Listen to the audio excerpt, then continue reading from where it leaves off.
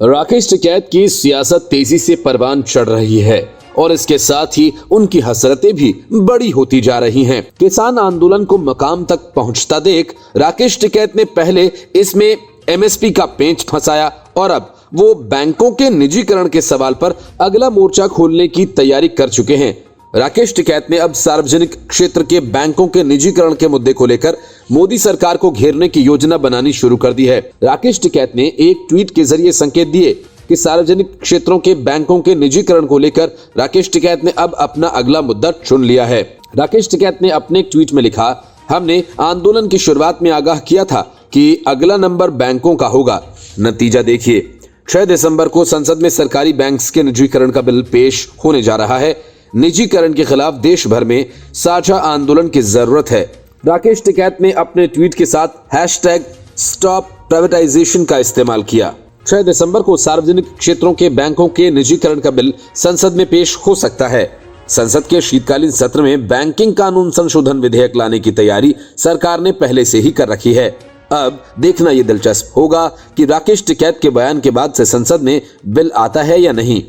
All India bank officers federation यानी AIBOC ने सार्वजनिक क्षेत्र के बैंकों के निजीकरण योजना के खिलाफ संसद के शीतकालीन सत्र के दौरान दिल्ली में विरोध प्रदर्शन की घोषणा की है। बैंकों के निजीकरण के खिलाफ लंबे समय से विरोध कर रहे United forum of bank unions ने भी 16 और 17 दिसंबर को हड़ताल की तैयारी कर ली है। United forum of bank unions ने हड़ताल का आह्वान किया। बैंक कर्मचारी और अधिकारियों की सभी 9 यूनियंस का समूह है।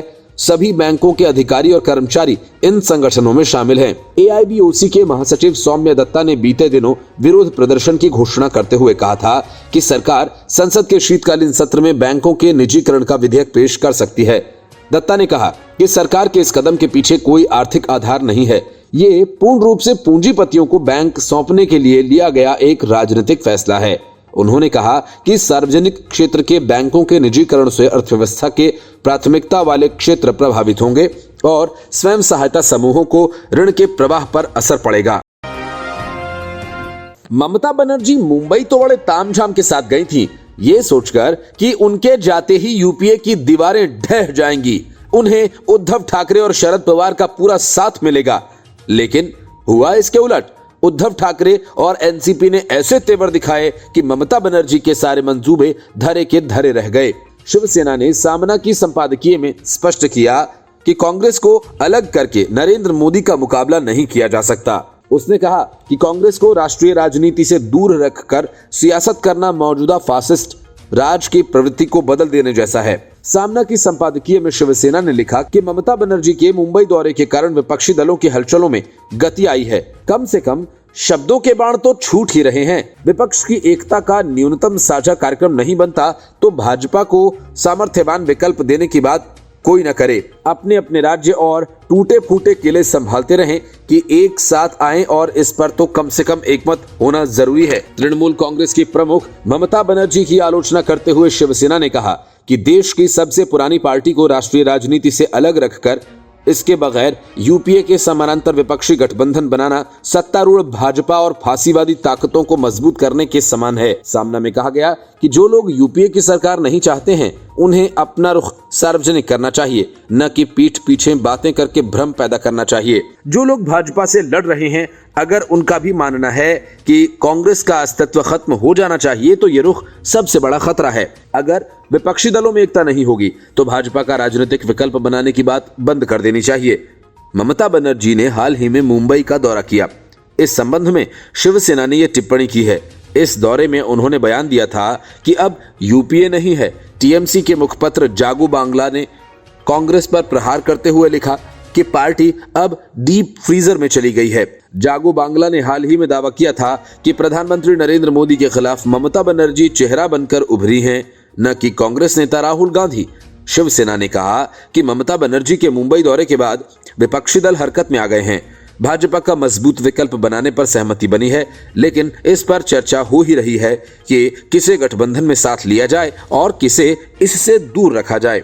लेकिन अगर सहमति नहीं है तो किसी को भी भाजपा से मुकाबला करने की बात नहीं करनी चाहिए। नेतृत्व मुख्य मुद्दा नहीं है, लेकिन कम से कम साथ आने पर निर्णय किया जाना चाहिए। Bureau report, news of India. Amit Shah ने लंबी खामोशी के बाद आखिरकार कैप्टन अमरिंदर सिंह की पार्टी पंजाब लोक कांग्रेस और टकसाली नेता सुखदेव सिंह ढींडसा के संयुक्त अकाली दल के साथ गठबंधन को लेकर बीजेपी के पत्ते खोल ही दिए। ये पहला अवसर है जब भाजपा की तरफ से कैप्टन और ढींडसा के साथ चुनावी गठबंधन करने पर खुलकर बयान दिया गया। कैप्टन पहले ही कह चुके हैं कि वे भाजपा के साथ गठबंधन कर विधानसभा चुनाव लड़ेंगे। अमित शाह ने पंजाब की बिसात पर मोहरे चलने शुरू कर दिए। उन्होंने साफ कहा कि पंजाब विधानसभा चुनाव के लिए अमरिंदर सिंह और सुखदेव सिंह ढींडसा के साथ बातचीत जारी है। उम्मीद है कि दोनों के साथ बात बन जाएगी। शाह ने विपक्ष के इस दावे को सिरे से खारिज कर दिया कि किसान आंदोलन का असर यूपी और पंजाब के चुनावों पर पड़ेगा। उन्होंने कहा कि कृषि कानूनों की वापसी के बाद अब कोई मुद्दा ही नहीं बचा है। शाह की घोषणा के बाद पंजाब में माना जा रहा है कि भाजपा कैप्टन और ढींडसा की पार्टी के साथ त्रिकोणीय गठबंधन के रूप में चुनाव में उतरेगी। हालांकि ढींडसा की पार्टी के साथ भाजपा के गठबंधन के प्रयासों को देखते हुए ये भी कयास लगाए जाने लगे हैं कि भाजपा और अकाली दल बादल में फिर से गठजोड़ हो सकता है। फिलहाल कैप्टन का कहना है कि भाजपा और संयुक्त अकाली दल के बीच गठबंधन का उनकी पार्टी पंजाब लोक कांग्रेस पर कोई असर नहीं होगा। शाह ने कहा कि राजनीति कोई फिजिक्स नहीं बल्कि केमिस्ट्री है। यहाँ जब दो पार्टियां हाथ मिलाती हैं तो उनके वोट दोगुने नहीं होते, ये धारणा गलत है। बल्कि यहाँ केमिस्ट्री का सूत्र लगता है। दो केमिकल्स के मिलने से तीसरा केमिकल बनता है। शाह ने यूपी में सपा कांग्रेस और बसपा गठबंधन का उदाहरण देते हुए बताया कि वोट बैंक के आधार पर किया गया गठबंधन कभी काम नहीं करता। यूपी में सपा, बसपा और कांग्रेस के साथ आने का सबसे ज्यादा फायदा भाजपा को हुआ, उसकी सरकार बनी। शिरोमणि अकाली दल संयुक्त के प्रमुख सुखदेव सिंह ढींडसा ने कहा है कि अभी तक केंद्रीय गृह मंत्री के साथ कुछ भी फाइनल नहीं हुआ है। हालांकि उन्होंने स्वीकार किया कि गृह मंत्री के साथ 2 दिन पहले करीब आधे घंटे की एक बैठक हुई है जो काफी सकारात्मक रही। ढींडसा ने कहा कि फिलहाल गठबंधन के बारे में कुछ भी तुरंत कह पाना मुश्किल है क्योंकि फैसला पार्टी को लेना है। कैप्टन अमरिंदर सिंह ने गृह मंत्री के साथ सुखदेव सिंह ढींडसा की बातचीत का स्वागत किया। उन्होंने ये भी कहा कि हम ख्याली पार्टियों को एक मंच पर आना चाहिए। विचारधारा में फर्क जैसी कोई बात नहीं क्योंकि अकाली दल और भाजपा लंबे समय तक साथ रहे हैं। ऐसे में क्या उनकी विचारधारा एक दूसरे से घुल मिल गई है? उन्होंने कहा कि सबकी अपनी विचारधारा होती है।